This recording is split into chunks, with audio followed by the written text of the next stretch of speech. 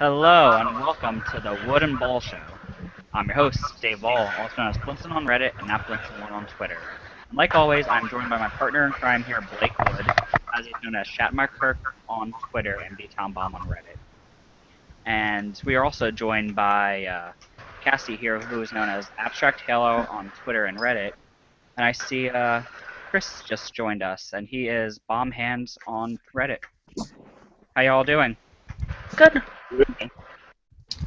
Very good to be back on the airwaves. Yeah, it's been a little bit for us. So. Oh yes, took a bit of a long hiatus there. Missed all the playoffs though, but yeah, well, most of the playoffs, I think we were there for some of them. But yeah. All right, so we have a nice show today. We're kicking off our 30 teams in 15 weeks that we do here on the Wooden Ball Show, starting with the Oilers, and then we're gonna slip into the Sabres. So, but first we're going to do a little quick hit section, the first one being the Chicago, winning the entire Stanley Cup. What are you guys' thoughts on all that?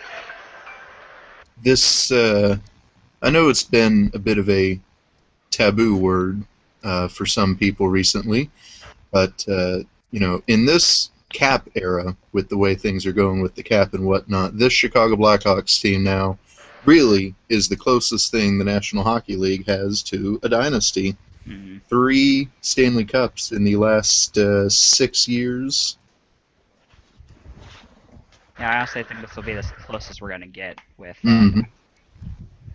Yeah, I'll back that up too. Between Chicago and LA right now, they're probably the only two that you could call close to a dynasty in this era. I'm a little hesitant to say dynasty because I want to see if they can make it through this offseason. Tying 30% of their cap up with 2 players is really going to change the dynamic of the team. So if they can overcome that, then yes. But I don't think... I think it's jumping the gun just a little too quickly. Mm-hmm. Yeah, I definitely agree with that, though. I mean, they are going to have a lot of problems with their cap issue this year. Just Patrick Kane and Tate did not do him justice by not taking a home down discount at all. So, yeah. There's not much else to say about that. But no. I'm happy that they won. I was rooting for them all playoffs as much as it killed me. I was rooting for them because of Kimmo Timonen finally being able to raise the cup. That was so and happy. I want to jump in here though, and our first show back. How about a hashtag Blake's hot take? Oh God! Anyone up for a hot take? Okay, so this playoffs especially, and maybe 85-90% of the rest of the series, the Blackhawks got some big help from all of their opponents underperforming. Let's look at this playoffs. First round against Nashville. The Predators entered in. They still had that dynamic offense, but they entered in with Pecorine struggling a lot. That did not help them. Second round, Minnesota. Devin Dubnyk was hot. All of a sudden, he became not hot, and so did the rest of the Wild. Well, I want to say that in that case, the defense turned to hot garbage, which had the chain reaction of making him not look good. So, yeah. Anaheim. Ryan Getzlaf, Corey Perry. They did make it to Game 7, but Bruce Boudreau in Game 7s are not kind to each other, it seems. And then Tampa. Ben Bishop was not really 100% at any point in the series. Steven Stamkos was invisible. Tyler Johnson was injured. Very injured. Yes. Mm-hmm. This playoffs, not just the finals, but this playoffs in general, I feel would have gone very different if teams had not underperformed in the limelight. And one of the things that really pisses me off in the Tampa, the finals series, is if Tampa had let Ben Bishop not play with a torn groin and just maybe had a little bit of faith in Vasilevsky, I think those series could have looked a bit different. I mean, Vasilevsky is a very good goaltender. Right. It's not like they had Lynn back. I mean, he was. Oh, go ahead. You get the whole Rolly Markkinen thing when Rolly went down for us because of Bergeron, and Markkinen had to step in and step up. So, very similar storyline to what we had when we were in Carolina. Yeah, so they should have let Vasilevsky play. In all honesty, when he came in for that one game, he was decent. So Yeah, and they let him play with a torn groin. that could have made it. Vasilevsky confidence going into the upcoming. Well, Sorry, what was that? You're cutting in right there, cutting in and out right there. it would give Vasilevsky opportunity to build confidence going into next season as well. Yes. I mean, And speaking of Tampa in next season, it's going to be amazing. Because think about this: John Cooper, in his second year, I believe, as a head coach, I think it is, or at least in Tampa, leads his team to the Stanley Cup final. He's calculating. He's not afraid to take risks. He's exactly what you want in out of a coach for a winning franchise. Oh yeah, Tampa's not. This wasn't a one-shot thing for Tampa. Tampa's young. They're gonna be popping around for a while. So they're not losing many of their players this year, are they? No. Either. I can't really think of any they're losing. The biggest thing that I took from the playoffs this year is Tampa showed they can compete even when Stamkos isn't competing. Mm-hmm. That's the problem. They proved that Johnson can step up and Kucherov can step up, and they proved that they've got guys who can step up. I mean, you got Victor Hedman, you made Patrick Kane. Mm-hmm. That's a big deal. Looking at their lineup, the only player they're losing really is Brandon Morrow, who's a UFA, and then I am not even going to attempt to pronounce this name. But he's 22 years old and he's an RFA, Vladislav something. I'm not even going to attempt to pronounce that. But it's an RFA, so they can keep him. Yeah, he's an RFA, so they can keep him. That's the only forwards they're technically losing. And then So their really, defense, no disrespect to Brandon Morrow, but they're not losing anything really. Yeah. So, yeah, they have everybody signed that they need to have signed. So, they're going to be looking great going into next year. Well, and then the big story next year is going to be obviously what happens with Stamkos, but I wouldn't be surprised if he took a cut to stay in Tampa. Oh, he's going to stay. With the way that team's built, they're poised to be deadly for many years. With the team that guys, I think he'll stay. Yeah. It's worth pointing out that so Stamkos gets offered a massive contract in Toronto, which is the team that everybody thinks he's going to. Mm-hmm. And he gets offered the same exact contract in Florida or in Tampa. He's gonna make more money playing in Tampa because of the income tax thing. So it's easy for him to take a cut and still get paid more than others just for the team he's playing on. And Are players on Canadian teams paid US though? They're paid in USD. They make that's the league thing, but they still have to pay taxes out for where they're playing. True, yeah, that's fair. So if in Tampa or in Florida in general, there's no income tax at all. That's true. That's a good point. So he's just gonna get paid more because less is going to taxes. And it's a big thing to take into consideration. I don't want to listen to Toronto. I don't want to listen to Toronto. Stamkos gets an offer from the league and he doesn't take it. I can't see him in Toronto. Honestly, you're breaking up again. Even with Babcock in Toronto, there really isn't anything there that's going to pull him. Yeah, I mean they're going into a rebuild. So. Yeah, outside of it being a Canadian city, Kessel going to be there as them. Mm-hmm. I wouldn't be surprised if one of Bernier or Reimer is moved. By draft day. Yeah. I can see one of them being moved. So with that being all said, I guess should we go ahead into the women's hockey league having their first draft this year? I know Cassie wanted to talk about that. Yeah, so this morning, the NWHL held their first draft,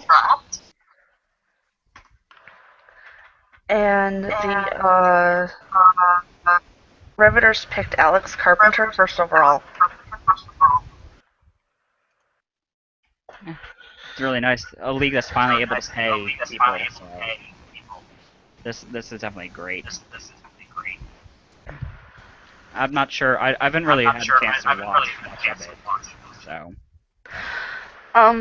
Alex Carpenter won the Patty Kazmaier this year, which is equivalent to the Hobie Baker. Okay. So. That's great. Yep. Anybody else have any other comments on that? Oh, Blake just left. Okay.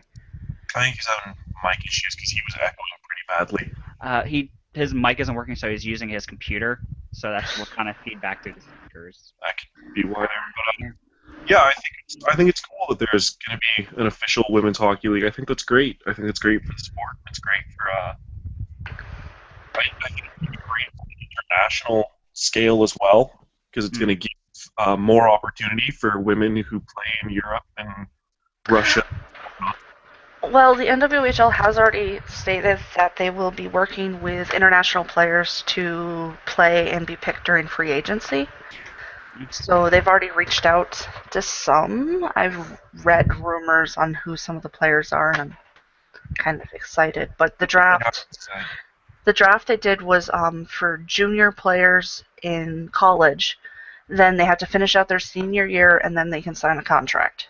Okay. So that's a good way to go about it, I think. Have them get a full degree. Yeah. Full degree prepared just in case. Mm-hmm. Yep. And their plans on expanding in the next couple of years to the NWHL wants to go to Minnesota. So, and Wisconsin was the other area they were thinking about. Great places for hockey. Yeah. Really hockey head markets to go to, especially Wisconsin. Yeah. So, but it was the website for the NWHL, the draft page they had set up ended up crashing within the first 5 minutes because it got so much traffic. I don't think it's a great sign, but that's a great sign. As weird as that is to say, that going down is a good thing. That's a great sign for the NWHL. Yep. So free agency ends in end of August, and then season starts. Season starts. It's a big deal. With them working on the international field as well, that's going to bring forward the Olympics. So hopefully we'll get some from Canada versus every year. Yeah. Okay. So I guess we'll head into this since Blake's not here, so we're going to start with the Oilers as we originally planned. So, Blake's back, but yeah. Okay, are you ready, Chris? I'm ready. Okay, well, we're going to start off with this past season here. Kind of give us an overview of how you think your forwards did and kind of give them a grade in all aspects of that. This season's kind of interesting to look at and to go on because we almost have to look at 3 different systems. Mm-hmm. Obviously, look at the system that started with Eakins at the start of the season. If your name wasn't Taylor Hall or Ryan Nugent-Hopkins, honestly, I wasn't impressed with our forward core at all. Everlane was non-existent. Purcell was looking like he might have been a mistake. Julio was looking like he might have been a mistake. Our bottom line of Gordon, Hendricks, and I think he started the season with Gazdic on that line. Mm-hmm. It just wasn't impressive, and that's how we ended up with that 1-4-1 record. And we're already thinking, okay, we're going to be out by November. Under the Mac T Nelson duo, I think can maybe give our forwards a little bit of a better grade overall. Some guys started to step it up. Pulio's game started to come around a little bit. He kind of found a place with Nuge and Ebbs, which helped him out a lot, I think. And then, obviously, ending off the season with Nelson. Who knew Anton Lander was an NHL center? Yeah. I think going into this season, if you told me Anton Lander would be centering our third line, I would have just laughed. There's no way. But yeah, I think Nelson really showed what these guys can do. He showed what these kids can do. Ebb's game completely turned around when Nelson took over. He started putting up points easily. He was playing a totally different game, playing a style that we're more used to out of Eberle. Halsey on that second line with Yak, I think, was a good decision as well. It gave Yak someone to complement his speed alongside Derek Roy. I'm a little bit upset that we're not going to bring Derek Roy back because I think he and Yakupov were a great duo, but Nelson was able to get Yak back into that scoring game. Why did it take so long to have Nail Yakupov in a shootout? Why did it take so long to make Yakupov less of a defensive forward? Nail Yakupov is not a defensive forward. He is an offensive forward. He's flash. He's finesse. And that was one of my biggest critiques with Dallas Eakins was he doesn't know how to play his forwards. He was playing Yak as a defenseman over the offensive forward that he should have been, and that really hindered his game. And that's where I think you see, a lot of people on the hockey sub saying Yak was ruined. He wasn't ruined. He was playing a game that he can't play. Mm-hmm. So, at the start of the season, I guess our forward grade would probably be maybe a generous D. I think that would be kind of a generous grade to give. Under McTavish and Nelson, I'd probably say a C+, and then under Nelson on his own, I would say B+, trending towards an A-. Okay, wow. Yeah, you guys did kind of pick it up towards the end of the season, it seems, so I can definitely see all that happening. Kind of go through the same thing with the defense this time. Defense, again, is, we had such a wheelhouse of defensemen coming in. Mm-hmm. Brad Hunt never should have been on the opening day roster. And that's just, my opinion, is that was a bad judgment call on Eakins' part. Obviously, we didn't really have anyone else that we could have put there, and that's unfortunately McTavish not going out and looking for defensemen. Mm. I'd say our best defensemen this year were Mark Fane, Clefbaum, Murringen, and at times Justin Schultz. I think McTavish calling Schultz a future Norris winner was a mistake. He just put too much pressure on him. Yeah. To reach a standard he couldn't meet. Eakins playing him, 25 plus minutes a game was a terrible decision on Eakins' part because he didn't have a partner to play that with. Mm-hmm. I believe Nelson had Schultz playing with Fane towards the end of the season, which was a great decision because Fane was able to pick up a bit of the workload. Yeah, as far as our defense go, outside of Fane, Clef Murringen, and at times Schultz, there really isn't anything you can really talk about. As much as I like Andrew Ferentz, he was completely non-existent this year. Mm-hmm. Nikitin, obviously, we all have, I think, the same opinion on Nikitin, which is he's just not the fit for this team at all. Mm-hmm. If he's moved, prior to the draft or at the draft, I don't think anyone's going to really be too beat up about it. What I'd like to see from Chia this offseason is maybe strengthen our defensive depth a little bit. Grab some guys who can fill in for injuries a little bit easier. Keith Owley isn't really my first choice when I think of someone who I want filling in for an injury in a bottom pairing. Mm-hmm. As far as our D grade goes, I'd probably say about a C plus maybe. Okay. Kind of average there, so yeah. Yeah, very average. Outside of, we had 4 guys who really showed up to play defense, and 2 of them are in their first and second seasons. Yeah, okay. I know you guys think you're going to re-sign Justin Schultz. Then he's an RFA this year, so you think you're going to bring him back? I can see him coming in on a bridge deal. Okay. Well, something very similar to what Yak got, maybe a little bit more of a pay than what Yak was given, just because he was getting a little bit more of a pay anyway. Okay. But I get coming back on a bridge deal. Okay. And so kind of, I guess, do the same thing with the goalies this time, and then afterwards the coaching.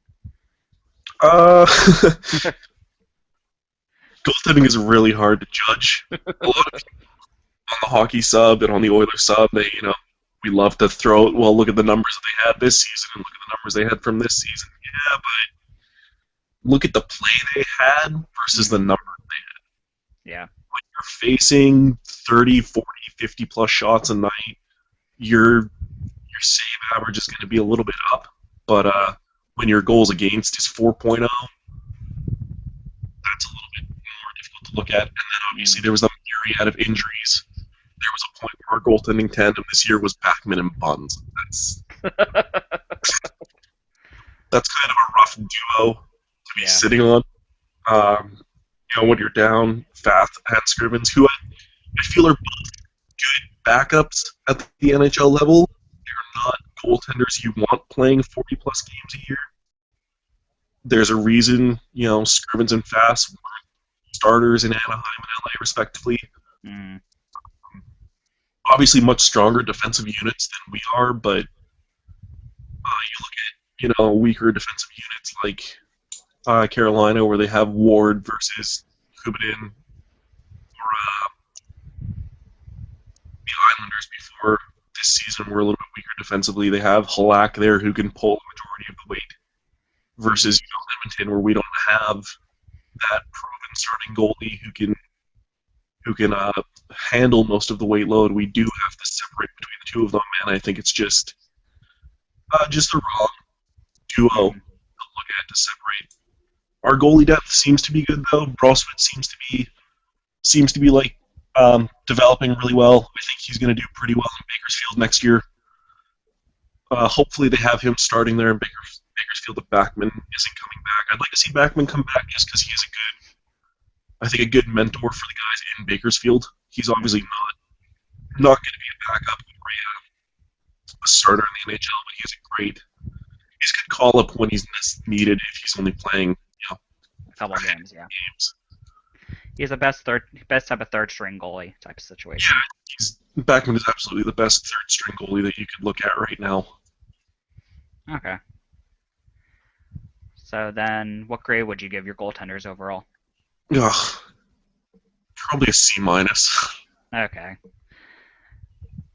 Makes sense still, yep. So now coaching. You've said already that you've had kind of a myriad of coaches coming through this season, so I guess go over each one and how you felt about it. I don't know about anyone else, but Dallas Eakins is probably a giant F. I think back to the press conference with Mac T saying he thinks Dallas Eakins is a 10-year guy, and that's when I kind of got off the let's let Eakins have a chance train and join the fire now us. Mm-hmm. I was looking through some old comments that I made on the Oilers subreddit, and it was after the 8-2 loss to Chicago. And it's the top comment in the post-game thread, and it's mine, and it says, "Just fire everyone, just burn it down." That was the game where beforehand, we're hearing the team had this big long meeting today, and the players said all these things, and then they put an 8-2 loss on home ice. That said to me that something is wrong here. I'm not gonna lie. When Dallas Eakins when it was announced he was fired, I didn't really bat an eyelash. I just kind of wondered why it took this long. Mm-hmm. Maybe things have been different if Eakins had been let go earlier in the season and Nelson had been brought in earlier. Maybe we see a slightly different record. Maybe we're not in the running for Connor McDavid.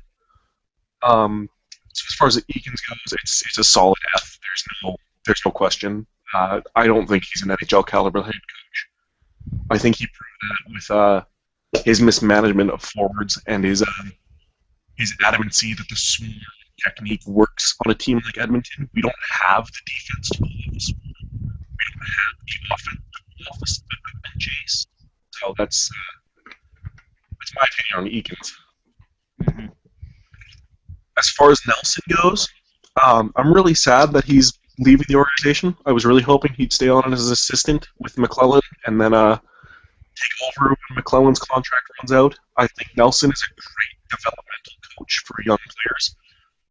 Grand Rapids is getting an awesome coach out of that. He made Oklahoma City a first year, so Grand Rapids already has a good system over there too. And with Nelson coming in, I think that's just going to make them even stronger. I think Nelson is a solid future NHL head coach. I wouldn't be shocked if we see him behind the Red Wings bench one day. I think that could be a possibility 3-4 years from now. As far as his grade goes, I'd probably give him a B+. I think he's got a great system. He's great at developing those young guys. He turned Launder into an NHL center. He revived Yak's game. He listens to his players. He listens to what they want. When Halsey went down with that injury, he asked Yak if he wanted to be the first line, and Yak said he wanted to stay with Roy, so he stayed with Roy. So, I think Nelson's got a great eye for chemistry and for reading where his forwards need to be and who his defensemen need to be. Okay. And wasn't there another series of coaches at the end, or was I just thinking wrong? There was the McTavish-Nelson tandem for a little bit, and that was pure gist. That was just kind of a... Okay. So, and that is the past season that you guys had. So, heading into this off-season, Todd McClellan takes over. How do you feel like this is going to help you guys? And how happy you are that he's here? That he is here? I'm happy to see McClellan. I think McClellan had all the pieces in San Jose. They just never could find the right recipe for it. Mm-hmm. I think McClellan coaching worlds with Ebbs and Holtby both over there, I think that might have helped sway his decision a little bit to come to Edmonton. Mm-hmm. Playing with our two heaviest guns. Mm-hmm. I'm excited to see what McClellan can do. I really enjoyed his press conference with Gia, that there is going to be accountability and loyalty and trust, and I think that's it's a good sign that we have a coach who's more willing to put people in their place when they need to. Mm-hmm. He's a proven NHL head coach. I think he's taken San Jose 7 out of the 9 years he coached there to the playoffs, which is a great sign. San Jose wasn't really a name until McClellan took them there, and he really proved that he had something there. So I think we can be a little bit hopeful. I would like to see us pressing for a wild card spot under McClellan this season. If we're finishing, 10th, 11th in the West, I think that can be considered a success this season. Definitely, yeah. Not finishing near the bottom, so. Yeah, anything that's not a top 5 pick this year. That's the dream for this year. That's my personal. If we're not a top 5 or top 10 pick this year, then I'd call a successful one. Okay. And another front office change you have. Peter Chiarelli takes over as the GM and president of hockey operations.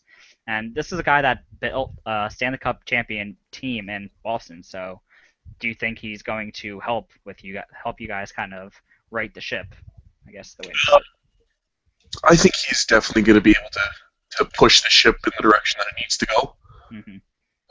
We heard promises from Lowe and McTavish, and we saw very little that was done with them. Mm-hmm. McTavish's biggest wins were probably bringing in Perron and then letting Perron go for that first, and Klinkhammer, who slotted in really nicely on that bottom pairing, or that bottom line with Gordo and Hendricks. I know there's people who are nervous about the way Chia handled contracts in the past. We gave Nikita Nikitin $4.25 million. So I think that's kind of something that you need to be a little bit less concerned about. Mm-hmm. And it's like you said, Chia built a Stanley Cup winning team in Boston. He built a playoffs team in Boston. He built a Boston team that sat at the top of the Eastern Conference in their division for season after season. He built a team that always was going to compete. There's a lot of people who look at the Sagan deal and kind of get nervous about it. I don't see Chia moving any of our young guys unless there is something that we can't say no to on the return. I think Taylor Hall is safe. He plays a game that Chia likes to see. I think Nuge is safe. I think Ebbs is most likely safe. I can see Everly move if we are going to get a top pairing defenseman on the return on that. But for the most part, I think Ebbs is going to be safe just because he has some experience with McClellan now, thanks to the Worlds. Yak, I could see moving again if there is a legitimate NHL defenseman coming on the return. But legit NHL defensemen sell high, so I don't think Yak gets moved on his own just for a defenseman. It would end up being a package deal that I think would end up being a win for us in the end. Yep. But I look forward to it. I'm glad the old boys club is gone. I think that's been hindering us for years now. Bob Nicholson is the hero this team needed. I mean, he came in, said it was time for a change, and he certainly changed it. So, in Bob we trust. Yeah. It's definitely going to go great for you guys. So, it is definitely a different feel to the Oilers organization now that you have two guys who are not part of the organization coming in. So, definitely great. And now one of the biggest things from this offseason, you guys get the first overall pick, even though you came in, I think, fourth overall? Fourth last? You're supposed to get a fourth. You get first now. So, how do you feel about getting McDavid? Probably as good as the rest of the Oilers fan base feels about getting McDavid. I think, I've been watching the Erie games, and I was watching the World Juniors like everyone else, and holy crap, this kid is something special. The way he can see the game is, is why he's a generational talent. Getting McDavid obviously is a big deal. I think he's going to slot in really well with guys like Taylor Hall and Nail Yakupov. I wouldn't be surprised if we find out that Chia was listed off first overall, but that pick doesn't get moved unless a guy like Duncan Keith is coming back. So yeah, it has to be big names to come back, definitely. It's got to be a guaranteed first ballot Hall of Famer coming back for that pick. Depending on what it is, I wouldn't be. There's a chance that I wouldn't be upset if he did move that pick, but we're already penciling McDavid as our second center next year, so there's really no question that McDavid's coming, and we're all very excited for it. I know I am for sure. Okay, and now looking at the list of your players, which ones do you think won't come back whatsoever? Because I know you have a few UFAs and RFAs. So I think Victor Foss is probably let go. I think they stick with Scrivens if they want to go for a backup. Scrivens is the younger option, so that's a no-brainer. Klinkhammer I could see coming back. Just trying to think of who we all have for UFAs. UFAs next year you have Derek Roy, which probably isn't coming back. He's not. Tyler Picklick. I can see Pitlick coming back probably. Yeah, he's an RFA. So Matt Frazier, RFA. I'm not sure if he would come back or not. You have this. Go ahead. Maybe. I could see him possibly coming back. I'd see him if he comes back. He'd probably be more in a Bakersfield role. Still young at 25, so. Yeah, still young at 25, and he's out of Boston, so Chia might want to bring Frazier back just because he already knows him. Okay, you have Justin Schultz, who we kind of touched on earlier. Keith Owley. I think that's how you say that. Owley coming back. No, okay. Martin Marklin. Murch definitely gonna. Yeah. Murch will be brought back for sure. Yeah, he's 23. So then you have Richard Bachman for sure. And Bachman's the gray area for me, I think. I could see Bachman wanting to go if he thinks there's an opportunity to be an NHL backup somewhere. Mhm. But, and like we touched on, he's a very good third string goalie, so he's really the gray area as far as I'm concerned. Okay. And then the rest are non-roster players, so I'm not sure if you would know much about them. There's a few that I'd probably be able to give an idea for, but It's, as far as the defense goes, I just haven't really been keeping up on it. Yeah, they're all very young RFAs, so they can be brought back easily if they were. So, looking at next, which free agents do you guys think you're going to target? I'd like to see one of Ehrhoff. Mm. If I let Sekera walk, I'd like to see Sekera. I think really it's going to be targeting NHL defensemen that are available, so guys like Ehrhoff, Martin, Franzen, Green. Mm. Obviously, we are going to have to pay a little bit because we are Edmonton, so it is difficult to bring some players out here just due to geographic location, weather, things like that. But as far as I'm concerned, I'd like to see maybe Green gets an offer, maybe Ehrhoff gets an offer, and if LA lets him go, Sekera. I don't know what LA's cap situation is. I assume Sekera is going to be looking for a long-term, bigger deal. And then obviously, like a majority of the Oilers sub, I am in agreement that offer sheeting Dougie Hamilton would be a decision. If that ties up $7 million in a defenseman who is consensusly going to be a top pairing defenseman, I'm all for it. Mm-hmm. Hamilton's still a young guy. We're still a young team. It gives him, a core to work with, gives him players to work with. So I'd love to see it. If it happens, awesome. If it doesn't, it doesn't. Goalie-wise, I'd like to see them maybe go after Niemi. I know there's a few people who are a little bit on the side as to whether or not we should go after a guy like Niemi. Personally, I don't want to see another backup as a starter. I'm not on board with getting Cam Talbot.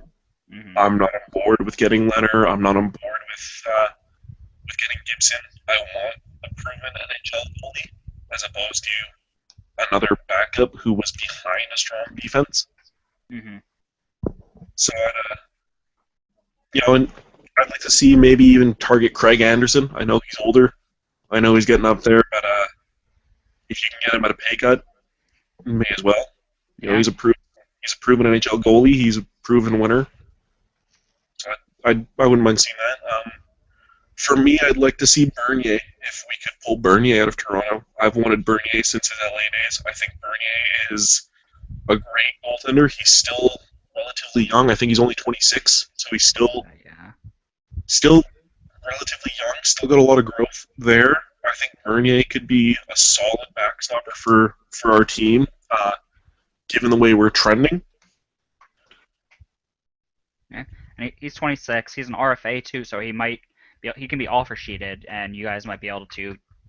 And if he doesn't want to sign with Toronto, you guys could easily pick him up that way with the trade. Yeah, I'd love to see an offer sheet thrown out to him then if he's going RFA this year. That'd be great. So definitely a lot of options for you guys this year, it seems. And did you have any other thoughts or statements you want to make about this offseason, kind of what your hopes for it are overall? I just want to see a team that's going to compete next year. I don't want to be wondering who we're going to be picking in the draft come November 1st. I want to be looking at a team come November 1st that we can say maybe we can push for wild card this season. Maybe we can sneak in there at the end. Like I said, if we finish 10th, 11th overall in the West, that's a win for me. That's a successful year as far as I'm concerned. Okay. If we're picking in the top 5 again, then I think maybe we need to start looking at moving the core and breaking up that core group that we have. But I'm cautiously optimistic, leaning a little bit more towards the optimistic side than I have for the last couple of years. So we'll see. Okay, and that kind of covered what our last part was, which was this upcoming season, because you said you were very hopeful about it. So yeah, Blake, did you have any questions you wanted to ask him? The only comment really that I wanted to add, I don't know about you guys, but personally I think line of Taylor Hall, Ryan Nugent-Hopkins, and Connor McDavid. That line sounds like it's going to go places. I'd set that up as a power play unit. You don't want your big, strong players all on the same line. So, okay, so I guess there's no other questions there. Blake and Cassie, you ready to go? Yeah, I'm good. Okay. Well, the 2014-2015 season for the Buffalo Sabres, let's just say that it's one that most people would like to forget, perhaps. So to begin this portion of the podcast, just kind of introduce us, give us the overall summary of the Sabres season. Tank. Tank Nation, pretty much. We finished last by design, not by accident. It was a very long and sad season. At one point, the fans in the crowd in Buffalo were cheering for the other team, and not because it was a Toronto game, but because they legitimately wanted the Sabres to lose. We got to that point. And the unit breakdown here, the Sabres offense also finished last in goals per game. Talk about the Sabres offensive unit. Shit. Let's just say I'm happy for the draft and then what we have coming in the next couple of years. What we have right now is not good at all. That's kind of why we need these draft picks. So. And I assume much of the same could be said for the defensive unit. Not so much. Actually, this year, defense, while there were still obviously problems and we were probably dead last in all categories for defense, we got to see Ristolainen, Zadorov, for a brief moment. We got to see Pezic. We now have Bogosian. So things are looking up as far as defense goes, and we've gotten to see some of that already. So it's just going to be a matter of just giving them some time to grow. So the Sabres have, I guess, begun to develop a good defensive prospect pool then? Very much so. All right. And the goaltending in Buffalo this season especially has been a unique cast of characters. Jonas Enroth, the best of that group perhaps.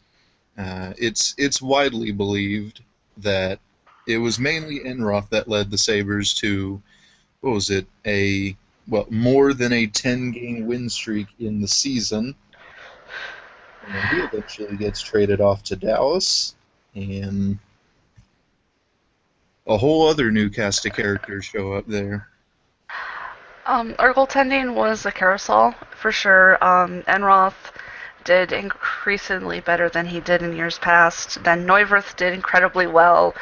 And then Lindback, for some reason, did really well. So, I want to, our goaltenders have always, the ghost of Hasek still lives in the crease, probably, but Artus Urbe did a wonderful job as our goalie coach, and he made Lindback look good. Take some talent. So, yeah, our goaltending was interesting all season. And especially with the previous goaltending coach in Jim Corsi, the Sabres' goaltending they have been well coached, it seems. For the Sabres, the defensive strategy for the past 20-some-odd years has always been, the goaltender will get it. So we've always had good goalies. And speaking of coaching, and as it turns out, and we'll touch more on this later on, this would be the final season of the Ted Nolan era in Buffalo.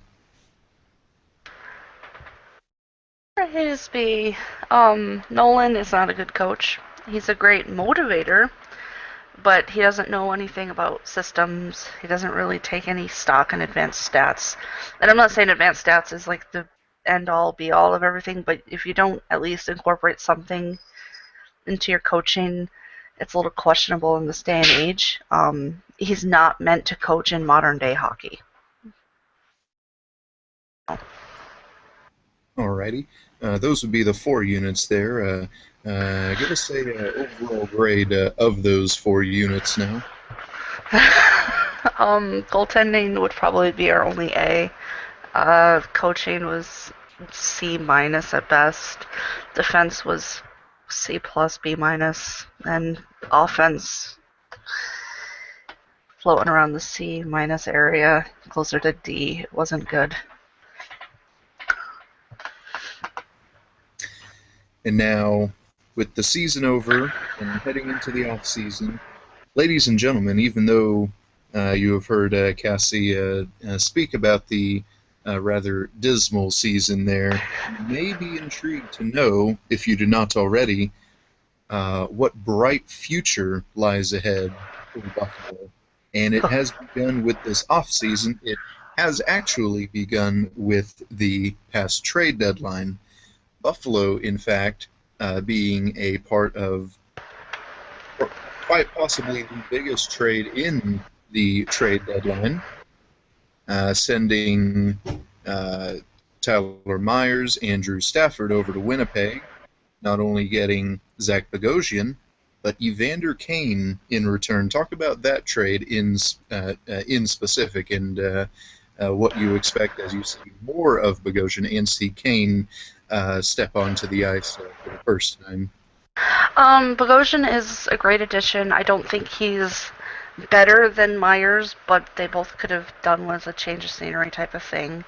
I'll get to Kane in a second. The other part of that trade were the prospects. Brendan Lemieux refused and had told Buffalo he was not going to sign with us. So getting him out of there and getting somebody in return was a great idea. And Joel Armia had struggled to get adjusted to the North American ice.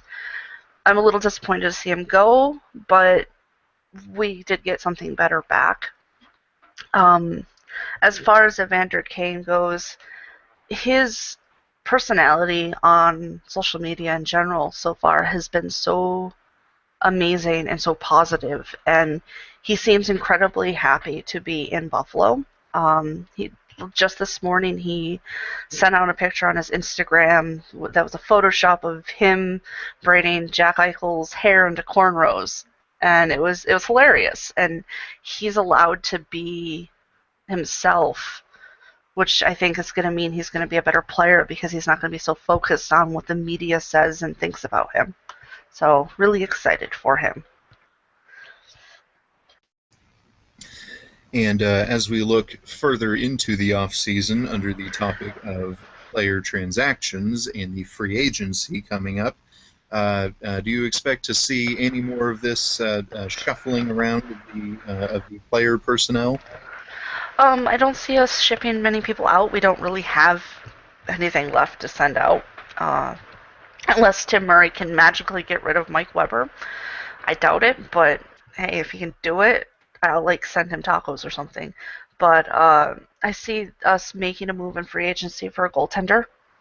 Definitely, we need a goaltender. And maybe a right winger, if possible. Where our prospect pool is rather deep. It's deep at defense, center, and goaltending.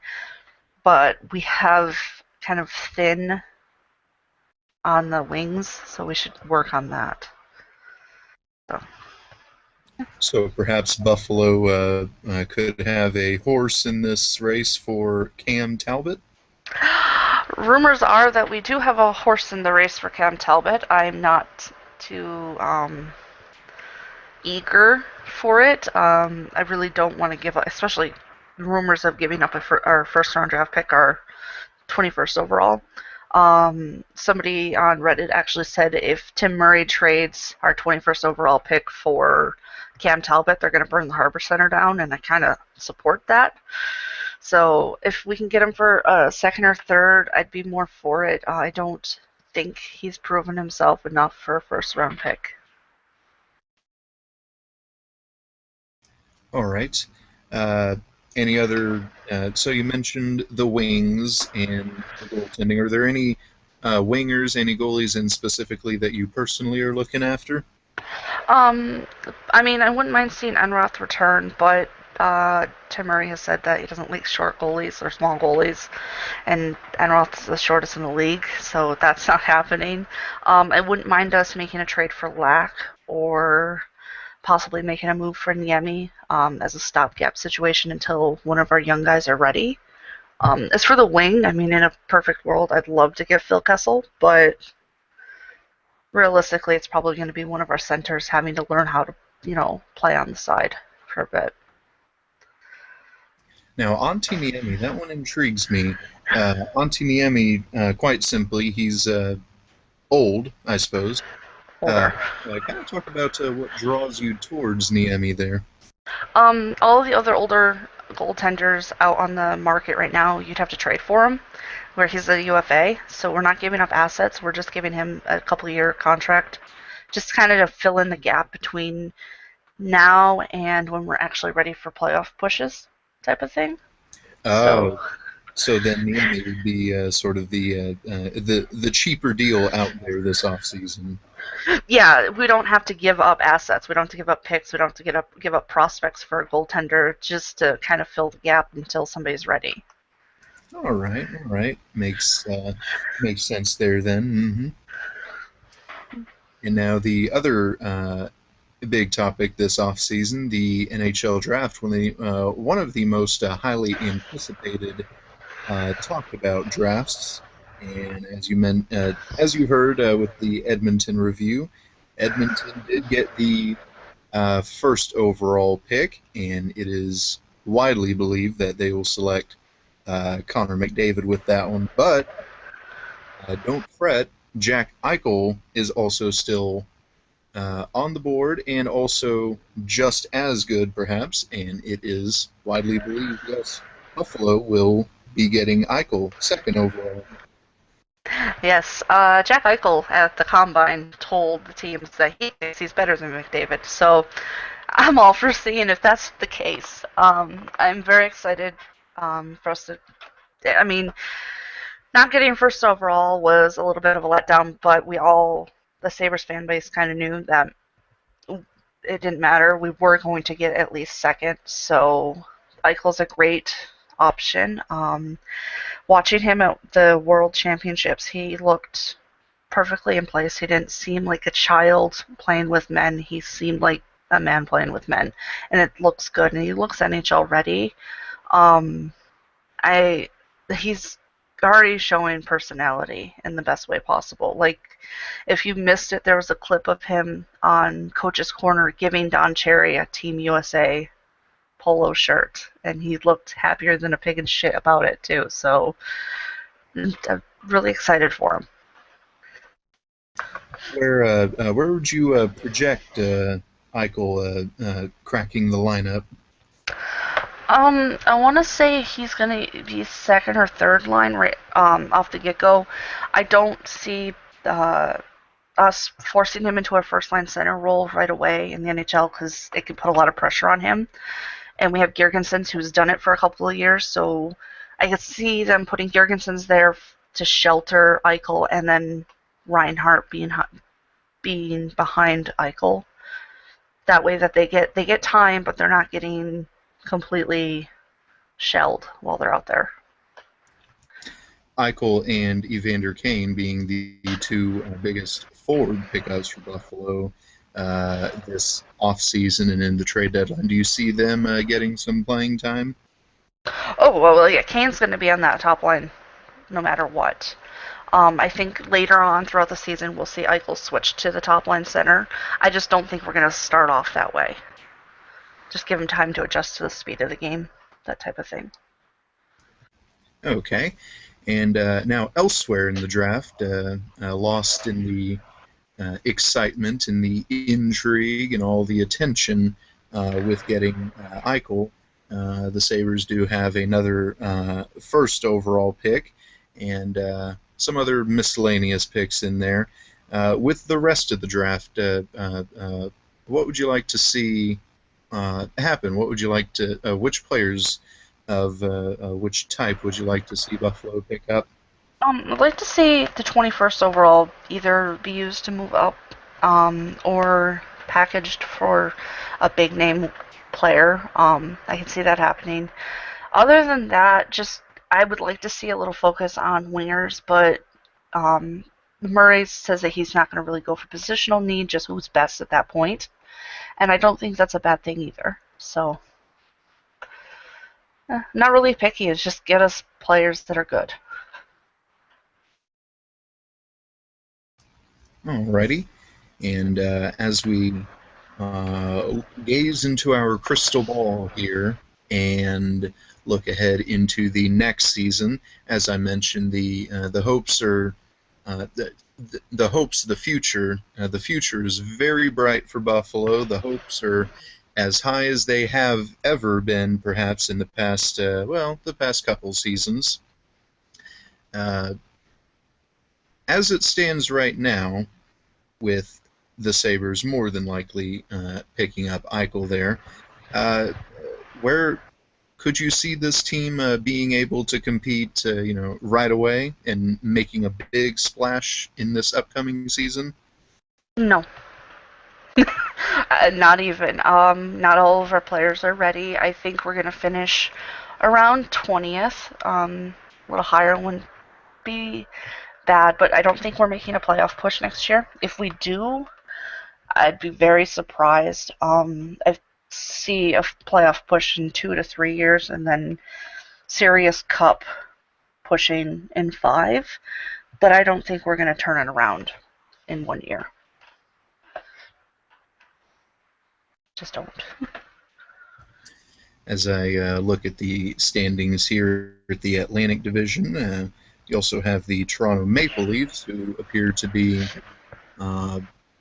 improving at least in the front office. With that in mind, with Toronto being in the same division, how do you see the Sabres stacking up to the rest of the Atlantic Division? Well, we're going to beat Toronto because we do that at home anyways, regardless of how bad we've been. That's like the one constant. I think depending on how Boston handles their offer sheeting situation, we might be able to still stack up against them. Ottawa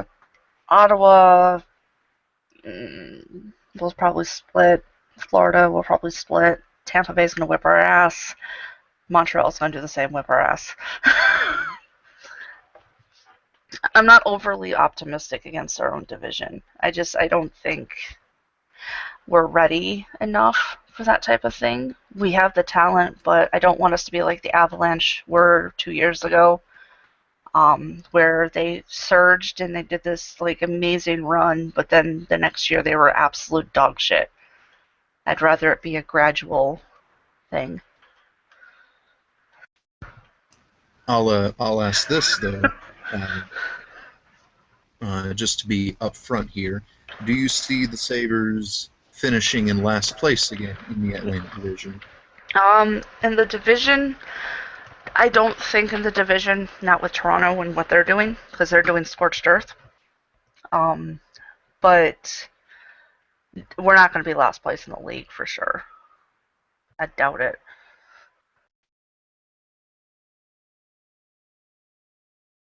Okay. Now let's make things a little interesting here and look ahead perhaps even further. I know it's looking very far ahead and very much jumping the gun, but it's interesting. The next season's trade deadline, with all the moving and that the Sabres have done this previous trade season, could you see a scenario in which the Sabres continue to shift players around? If we do, it'll probably be just prospects for prospects. I don't see a big name player moving. If we somehow do have Grigorenko, which we might not have this coming season, I could see him maybe getting moved, but for the most part, it's prospect for prospect most likely. Alrighty. Does Dave have anything additional he's curious about? Nope, nothing here. Alrighty. I believe we can wrap this first episode up now. Okay. Did you want to give the ending speech like you did last year? Oh, yes. Thank you again, Christopher and Cassie, for joining us this afternoon, speaking of the Edmonton Oilers and the Buffalo Sabres. And Dave, kind of give us a tease ahead, a look ahead, of which teams will be covering next Saturday. Next Saturday will be the Arizona Coyotes and the Toronto Maple Leafs. Ah, yes, that one will be just as more interesting. Fun show. Very fun. A lot of interesting things to be discussing there. Hour and a half.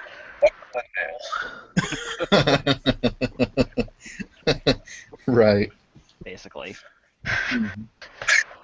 Yeah, sorry, you got a very realistic Sabres fan, so no speculation about crazy things. Well. Okay, well, thanks again for joining us, discussing your team's season. And we'll be doing our closing portion now. This is the Wooden Ball Show. Once again, we have had Cassie joining us this afternoon. You can find her on Twitter and Reddit. Her usernames there are Abstract Halo.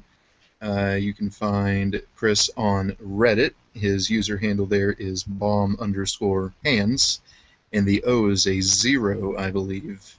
Interesting. For Dave, you can find him on Reddit. His username there is Blinson, and on Twitter, his handle there is @Blinson1.